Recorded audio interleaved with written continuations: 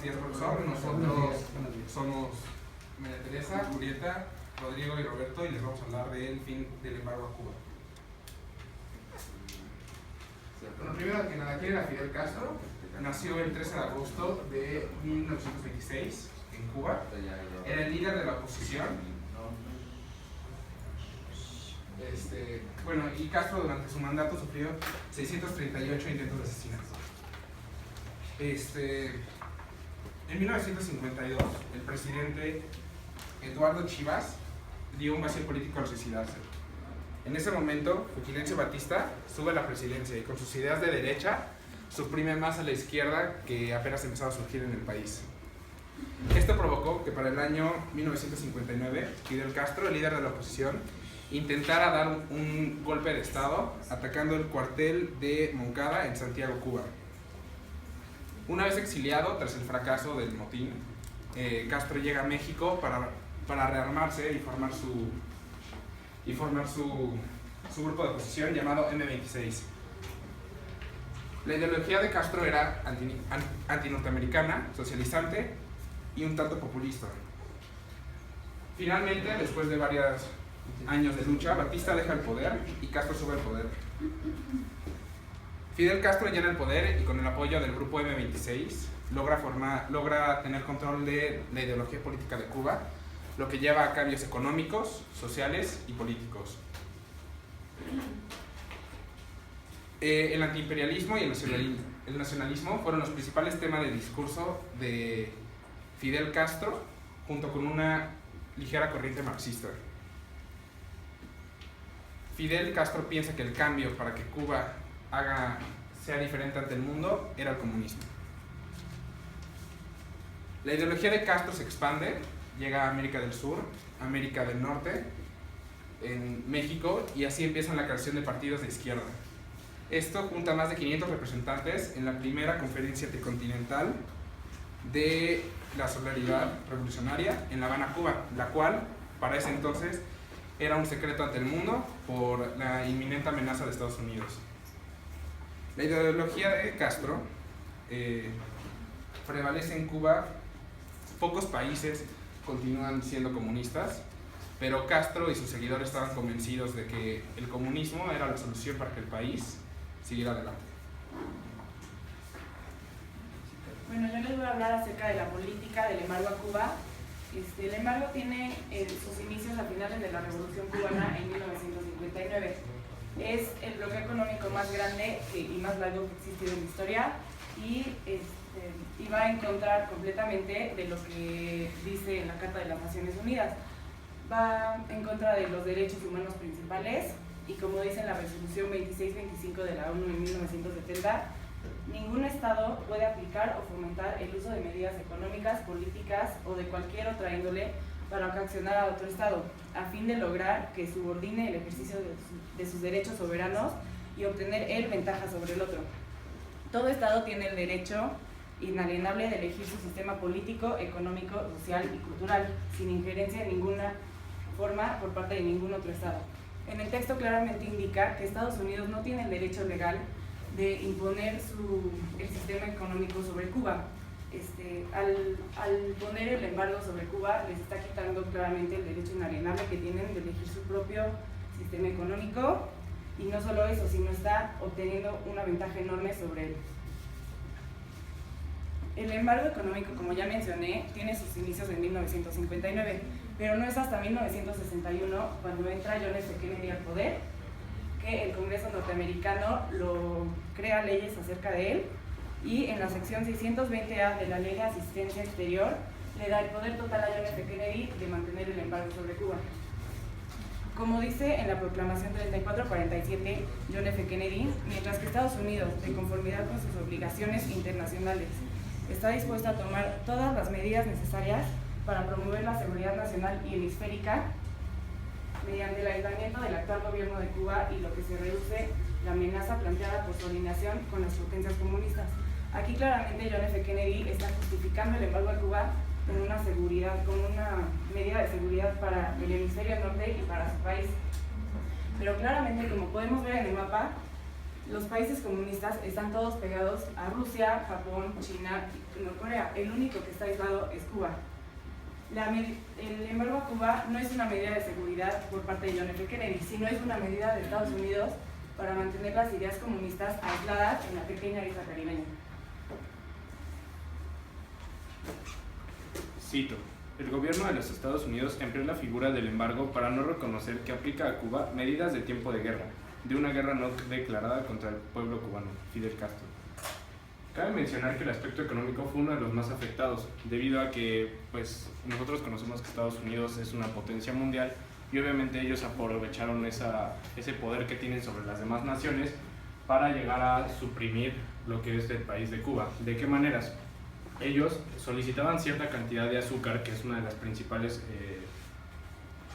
materias primas que exporta el pueblo cubano, y de acuerdo a las medidas que ellos iban aplicándoles a los cubanos, les restringieron poder comercializar el azúcar con Estados Unidos y con otros países, lo que creó un desliz en la economía de Cuba y provocó una fuerte cantidad de desempleo en la población cubana.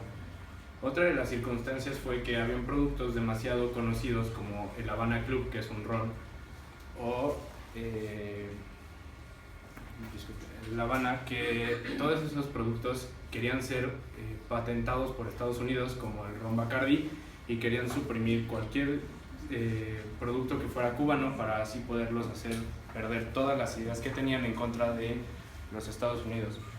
Otra medida muy importante y muy perspicaz acerca de los Estados Unidos fue que empezaron a hablar con todos los bancos extranjeros para prohibir, o sea, de parte de Estados Unidos tomaran como medida de prohibición poderle decir a todos los bancos que no les dieran ningún crédito. ¿Por qué? Porque a pesar de que Cuba tenía algunas facilidades para llegarle a pagar a algunos países, como fue el caso de Francia y España, el gobierno de los Estados Unidos le prohibió a varios bancos mundiales poder prestarle cualquier tipo de crédito a los cubanos, por lo que fue muy difícil para Cuba subsistir a lo largo de la dictadura de Fidel Castro y bajo el yugo de los Estados Unidos. El país pudo sobresalir en cierta forma debido a algunas inversiones de extranjeros privadas o del mismo gobierno que buscaba subsidiar por medio de diversas cuestiones el crecimiento económico de Cuba. Disculpen.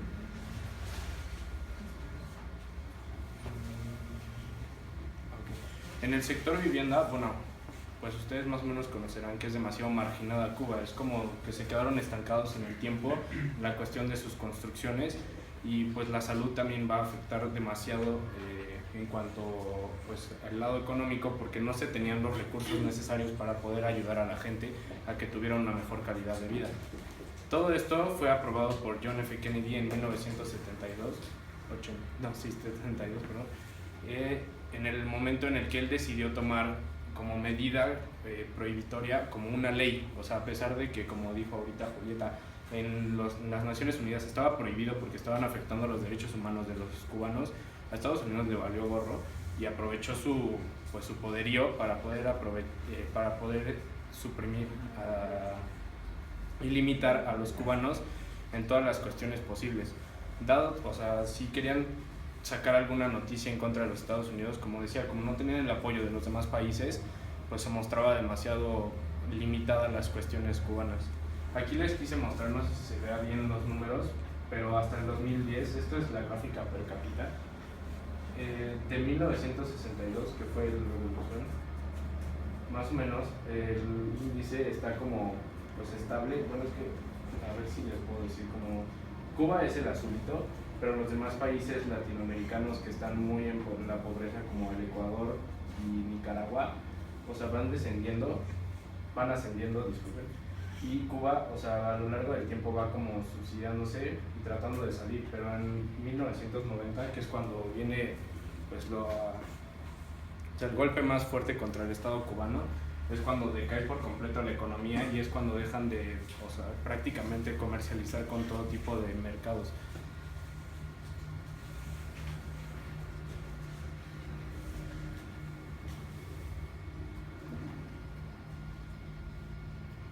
Bueno, este es John F. Kennedy ahí en el discurso que les acabo de decir. No se los pude poner porque pues dura 18 minutos y es demasiado para, o sea, lo que teníamos previsto, pero se lo resumo. Él habla acerca de una crisis de misiles en la que amenaza, si es que Cuba decide unirse con algún otro país que no sea es capitalista, por así decirlo, y ellos amenazan con lanzar unos misiles que inclusive pudo haber dañado a toda América Latina, incluyendo a México, hasta el sector de México, obviamente sin afectar a Estados Unidos, pero la mitad de México para abajo hubiera sido dañada por todos estos misiles. Bueno, yo les voy a hablar de las cuestiones sociales que este bloqueo tuvo hacia Cuba.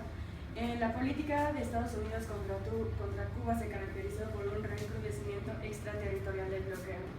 Esto quiere decir que cualquier ciudadano, país, empresa, incluso institución que estableciera cualquier relación económica, social e incluso científico-tecnológica tendría una cierta sanción.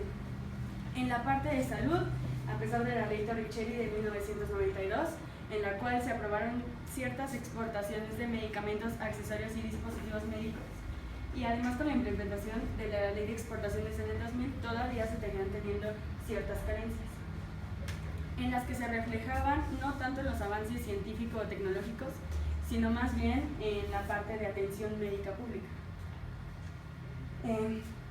Tanto en deficiencias con medicamentos como falta de materia prima para la industria farmacéutica. Para contrarrestar los efectos del bloqueo, Cuba implementó ciertos programas, logrando así una baja importante en la tasa de mortalidad infantil, siendo el primer país latinoamericano consiguiendo las metas de la atención médica primaria estratégica. Según la OMS, tiene que existir un doctor por cada 200 residentes. Cuba tiene un doctor por cada 170 residentes. Cuenta con numerosos centros de investigaciones y educación médica, siendo así su salario en promedio de 10 a 15 pesos mexicanos. A pesar de los esfuerzos del gobierno por garantizar la educación para todos, los efectos del bloqueo se traducen a carencias diarias, lo que afectan los procedimientos de aprendizaje, estrategia e investigación científica, tanto para estudiantes como para profesores. Resultante de este bloqueo, Cuba ya no puede tener acceso al mercado latinoamericano para comprar insumos para abastecer la red escolar, por lo cual se ve orillado a comprarlo de mercados más lejanos, por lo cual lleva a un incremento de gasto para la educación, pero obteniendo los mismos resultados. Sin embargo, la UNESCO hace una evaluación para la calidad de la educación latinoamericana a 12 países y Cuba el último año tuvo los mejores resultados de los 12 países. Esto nos da a decir que Cuba tiene una alta tasa de educación neta. En el sector vivienda, las restricciones del bloqueo causan afectaciones para el mantenimiento y causan una crisis de vivienda. Después de la Revolución Cubana, viene un periodo un poco de esperanza de vivienda para las familias cubanas y surgen microbrigadas con el fin de crear nuevas viviendas y sobre todo edificios para sustentar, o bueno, para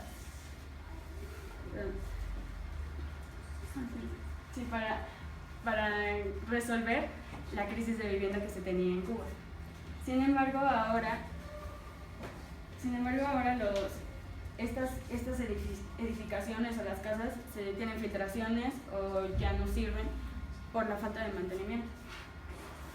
Bueno, tan grave o peor es la tragedia de la vivienda. Hay en Cuba 200.000 familias que viven en barracones, cuarterías y solares sin las más elementales condiciones de higiene y salud.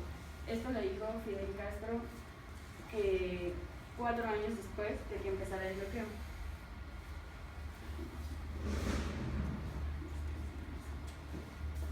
Bueno, nosotros encontramos este tema un tanto interesante debido a que pues, vemos el poder que tiene un capitalista, por así decirlo, o un país primermundista contra un país en subdesarrollo que no puede avanzar debido a los yugos que tiene de un país que lo está suprimiendo por tener ideas diferentes a ellos.